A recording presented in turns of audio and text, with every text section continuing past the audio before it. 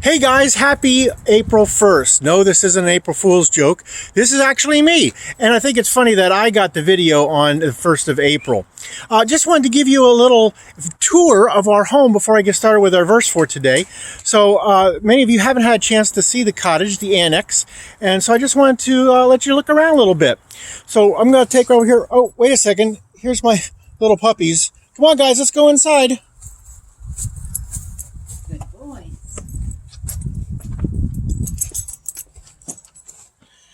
So this is our cottage, our home. It's not very big, but we sure have been enjoying it. Over here, oh, there's Pastor Deb. Hi, Pastor Deb. Here you can see our kitchen, just big enough for the two of us to cook together, and we sure appreciate all the help we had in getting this set up. We have our living room right here with our dining room, and our kids' bedroom is right over here in the corner. We have our video area. Behind the sofa is our bed. To the left of that, we have our dressing area, our closet. The one thing we did have to add in the bathroom was a shower. So we're able to have a nice place here. Again, we thank you so much. Oh yes, Pastor said I forgot her office, Pastor Deb. Her office is right here. She has her own little place there. We do appreciate so much what you did to help us with our home.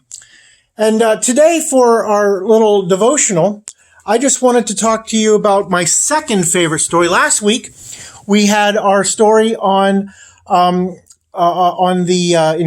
Kings. Today, I wanted to talk to you a little bit about my second favorite story about Simeon. It's in Luke 2:25. Now, Simeon, I just love this story because he was a man of God. But in the story, God, through the Spirit, had told Simeon that he would stay alive and be able to see the coming of the Messiah. And Simeon waited quite some time, I believe, from what I read in the Bible. But on the day that Jesus was to come, his parents were to present him in the temple for his circumcision. The Spirit came to Simeon and said, you need to go to the courtyard, to the temple, so you can see the coming of the Lord. And so, first of all, he was a man of God. And I think that parallels where we need to be. We need to be people of God and be listening to his voice. And when he speaks, we need to listen. Simeon went that morning, and without any big fanfare, without any announcement, without anything at all, he was so tuned in to the Spirit that when Mary and Joseph brought Jesus to the temple, he knew. He saw Jesus and he knew he was the Messiah. He knew he was the coming, that in Jesus was the coming of Christ. And he walked up to them and took Jesus and loved him and blessed him and worshiped him. In these times, things are crazy. I understand that. You understand that. We're learning daily what crazy is like. But we need to be ready. We need to be tuned in. We need to be listening to the voice of God. And then we need to be ready when the Spirit says, here he is.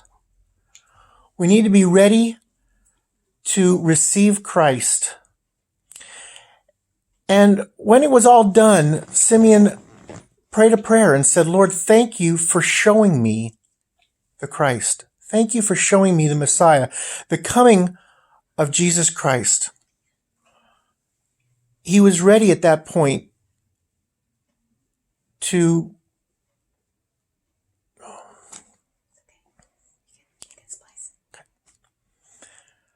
So when he saw that Jesus had come, he was so grateful, and God allowed him to see that coming of Jesus Christ. So we need to not just be ready, but we need to be letting others know that Jesus is coming.